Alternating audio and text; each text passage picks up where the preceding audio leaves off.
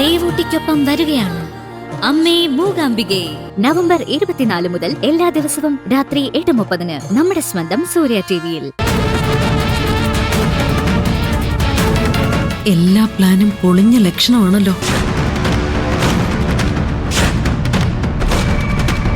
വിഷം കഴിച്ചിട്ടില്ലെങ്കിൽ പിന്നെ എന്തിനാ അവളെ ഹോസ്പിറ്റലിൽ അഡ്മിറ്റ് ആക്കിയത്? എല്ലാം അവളുടെ പ്ലാനിംഗ് ആയിരുന്നു. ആ ഡോക്ടറും അവൾക്ക് വേണ്ടി ഒത്തുകളിച്ചതായിരുന്നു.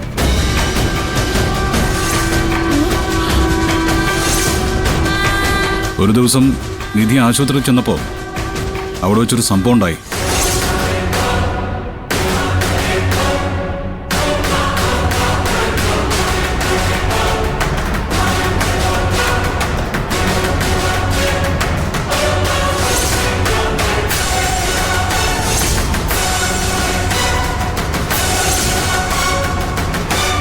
അന്നേ നിധിക്കൊരു സംശയം തോന്നിയിരുന്നു.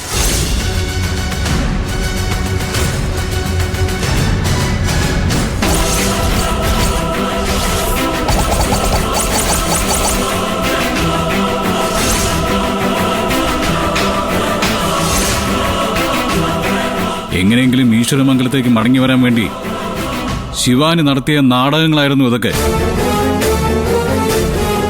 അവള് ശരിക്കും ഞങ്ങളെയും പറ്റിച്ചു. ആ ഡോക്ടർ ഉൾപ്പെടെ എല്ലാവരും ഫ്രോഡുകളാ.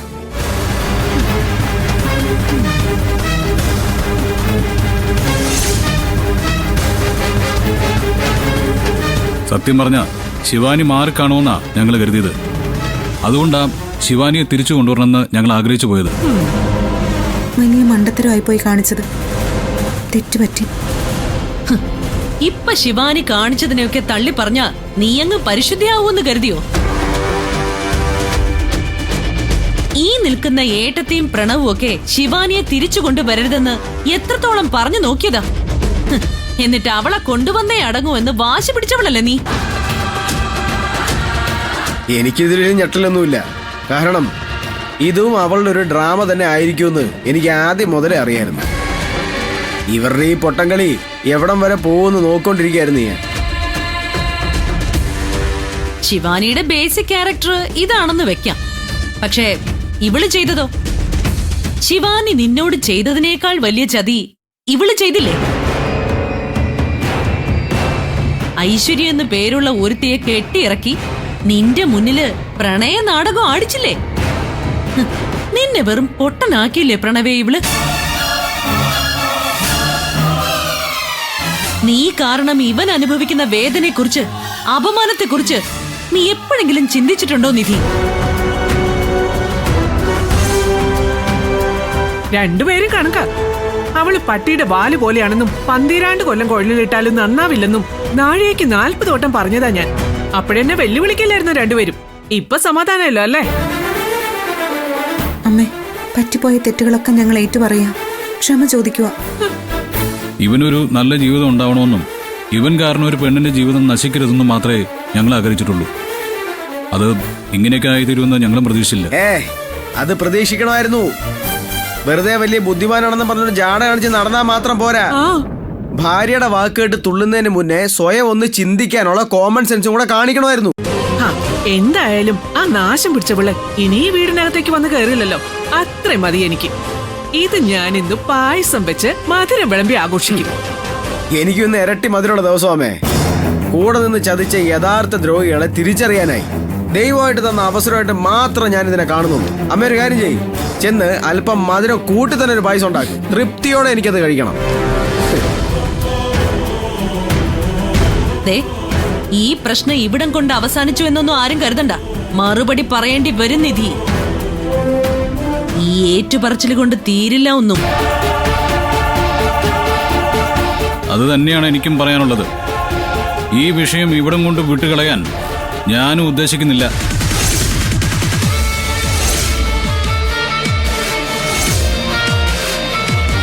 ആ അറ്റൻഡറെ ചോദ്യം ചെയ്തതിൽ നിന്നും ഒരു കാര്യം കൂടി ഞങ്ങൾക്ക് വ്യക്തമായിട്ടുണ്ട്. ശിവാനിയെ സഹായിക്കുന്നതിനും ഡോക്ടറെ ചട്ടം കിട്ടുന്നതിനും കൂട്ടുനിന്നത് ഒരു സ്ത്രീയാണെന്ന്. സ്ത്രീയോ? അതാരാ? ചില തെളിവുകളൊക്കെ ഞങ്ങളുടെ കയ്യിൽ കിട്ടിയിട്ടുണ്ട്. ഒട്ടും വൈകാതെ അതാരാണെന്ന് ഞങ്ങൾ കണ്ടെത്തും.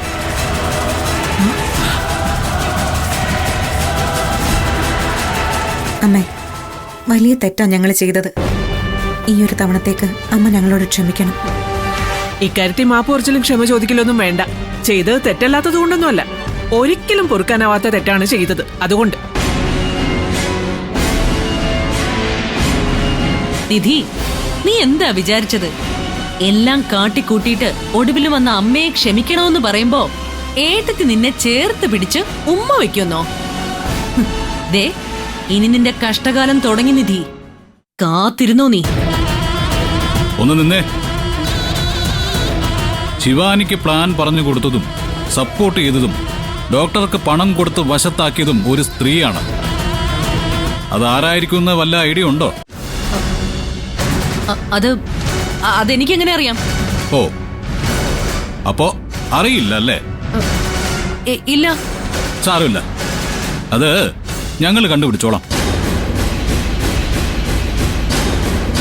അന്നാ വൃത്തികെട്ട സ്ത്രീക്ക് എന്ത് ശിക്ഷ കൊടുക്കണമെന്ന് നിങ്ങൾ തന്നെ ഒന്ന് ആലോചിച്ച് വെച്ചോ. വാ നിധി.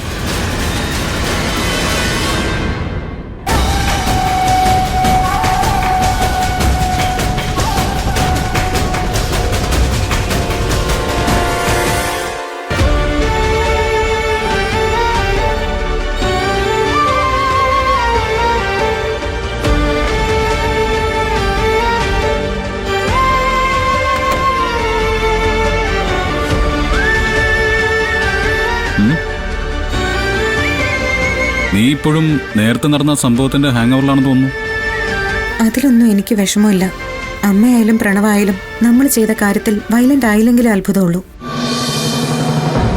എന്റെ വിഷമം എല്ലാം അറിഞ്ഞു വെച്ചിട്ടും നമ്മുടെ ശിവാനി കുഴിച്ച കുഴിയിൽ ചെന്ന് വീണു കൊടുത്തല്ലോ എന്ന് ഓർക്കുമ്പോഴാ. ഈ ജന്മം നന്നാവാത്ത സ്വഭാവമാണ് ശിവാനിയുടേത്. എന്നിട്ടും അവളെ വിശ്വസിക്കാൻ കാണിച്ച മണ്ടത്തരമില്ലേ, അത് ഓർക്കുമ്പോ സ്വയം പുച്ഛം തോന്നും. ഏതൊരു മനുഷ്യനും ജീവിതം നഷ്ടപ്പെട്ടു എന്ന് തോന്നിക്കഴിഞ്ഞാൽ ചെയ്തു പോയ തെറ്റുകൾ ഓർത്തൊന്ന് പശ്ചാത്തപിക്കും. ശിവാനിയെ ഞാൻ ആ ഗണത്തിൽപ്പെടുത്തി. പക്ഷേ പട്ടിയുടെ വാല് നിവരില്ല എന്നുള്ള പഴഞ്ചൊല്ല് ഞാനങ്ങ് മറന്നുപോയി. ഈ വീട്ടിലെല്ലാവർക്കും നമ്മളിൽ ഒരു വലിയ വിശ്വാസം ഉണ്ടായിരുന്നു ഗൗതം. അതാണ് നമ്മൾ നഷ്ടപ്പെടുത്തി കളഞ്ഞത്. പ്രണവിനും ഇപ്പൊ നമ്മളോട് പകയായി. ഇനിയിപ്പോ അമ്മയും പ്രണവിനെ എന്തു പറഞ്ഞ് വിശ്വാസത്തിലെടുക്കുമെന്നാ എനിക്കറിയാത്തത് ഗൗതം. അമ്മ എന്നെ എന്തുമാത്രം സ്നേഹിച്ചിരുന്നതാ, വിശ്വസിച്ചിരുന്നതാ. ആ വിശ്വാസമല്ലേ ഈ രണ്ട് വിഷയങ്ങളിലും ഞാൻ കൊണ്ടുപോയി കളഞ്ഞത്.